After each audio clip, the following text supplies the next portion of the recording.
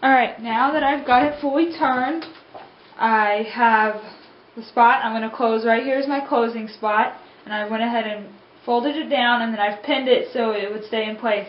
But I'm actually going to start over here at the elastic because I'm going to top stitch the back wings. So make sure you move your sewer off of the elastic setting that you had it on and move it back to the straight, unless you were wanting to do a zigzag top stitch or something of other that you would like.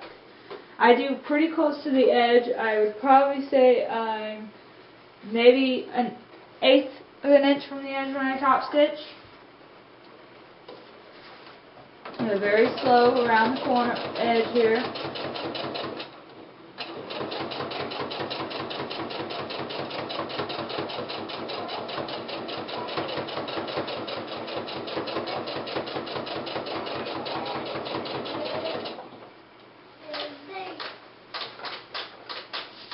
Nice.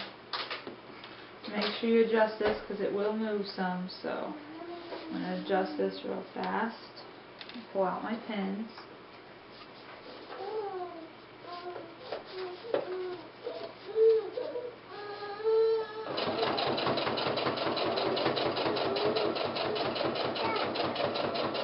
And I'm going to be stopping my top stitching right at the elastic.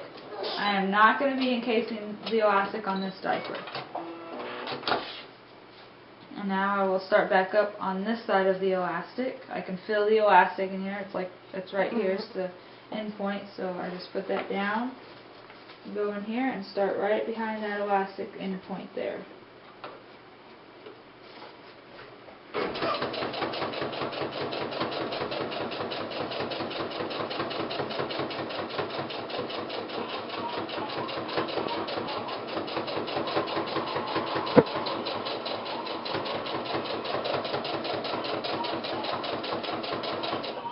Before I get down here, I want to make sure I know where my elastic start point is for the lace so I don't hit it.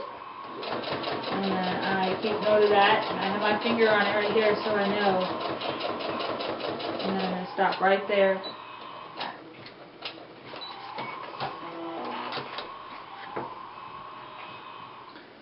And if I wanted to, I could top stitch up here at the diaper.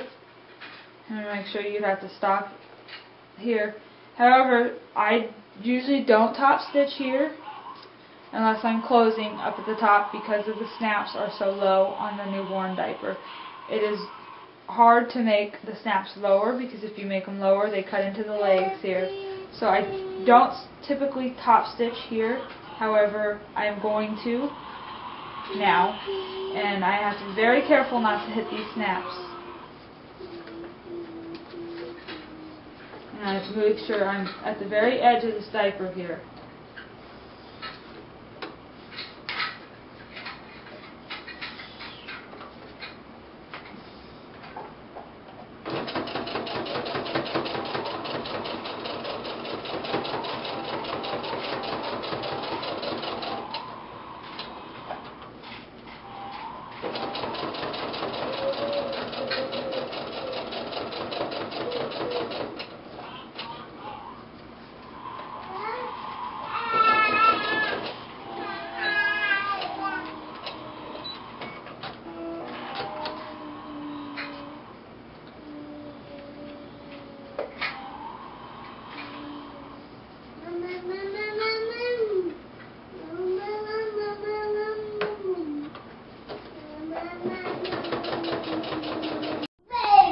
Alright, I've top stitched all the way around the diaper here, up in the front too, and I've stopped it before the elastic, and I've top stitched the front. So the diaper is a top stitched diaper. And now I'm going to, not on my shame because there's a baby on the floor crawling, but I'm actually going to I have my snap placements here. I've already done this, but I'm going to do it again. I poke my hole through with my awl. And I do that for both sides, and I actually have a crossover snap placement here. That's what I'm going to show you. I don't have thick here, really thick fabric, so I'm not too worried about it, but I can see how thick it is.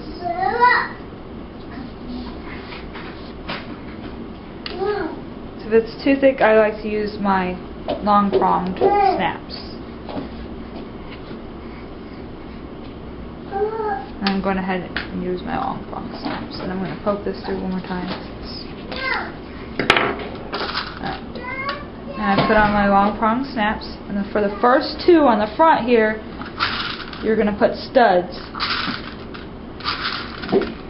I had a lovely 2-year-old help mix up my snaps here, so.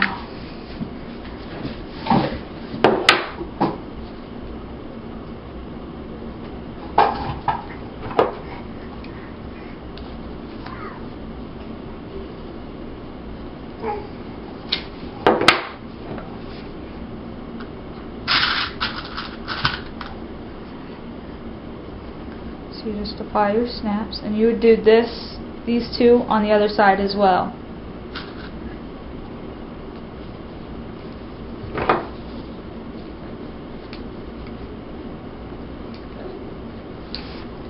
Now what is important is these two crossover snaps. And how you apply these,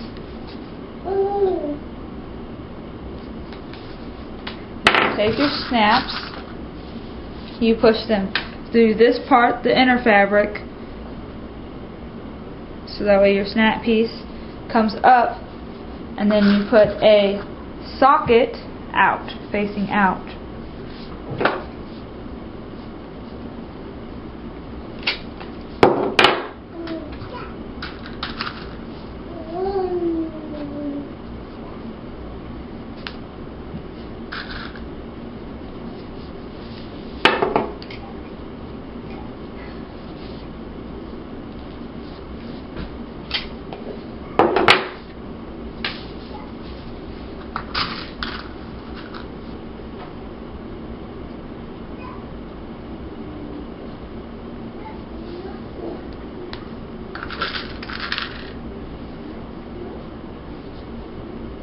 Yeah, don't put that in your mouth.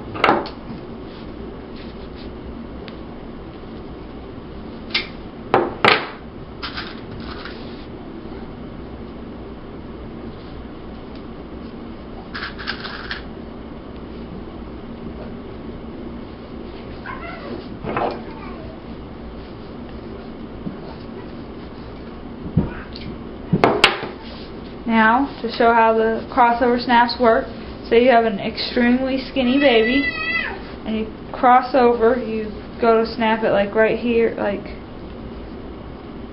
I'm going to say you can even do it this way, just snap on the last setting here, and then say you need this extra pace here, you can, actually, pull this one over to the middle, you pull this to the other side of snaps, like this.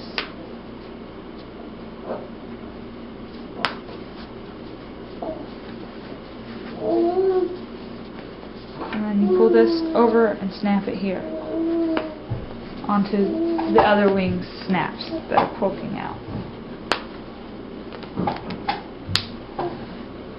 Now obviously you can see how tiny and itty bitty this would make for a baby. I mean, this would be itty bitty baby, like probably preemie size that would wear this.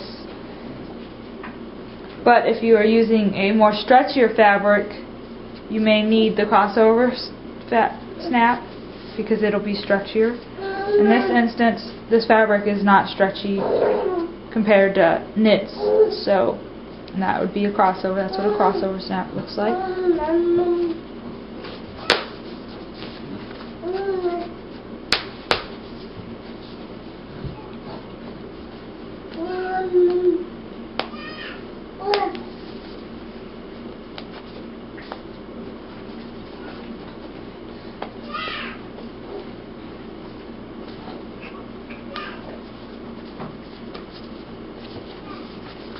And that's what it looks like on the tightest setting.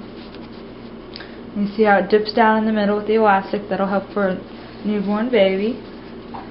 And now the final thing you'll want to do is you'll want to send this through at least a rinse cycle. I've already prepped all my fabric and I've already washed it all, so all I would need to do was send it through the rinse cycle to rinse off like any markers on the fabric, and like I've touched it because the marker's gotten on my fingers. I've touched it, so there's probably marker pieces, but it's a washable marker, so it comes right off.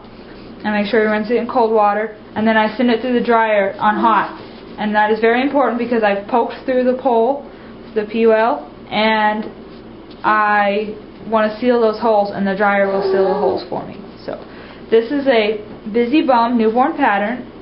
This is a BusyBum newborn diaper from the pattern, and the instructions here would be good for any diaper that you want to make, but I just specifically used the BusyBum pattern for the instructions.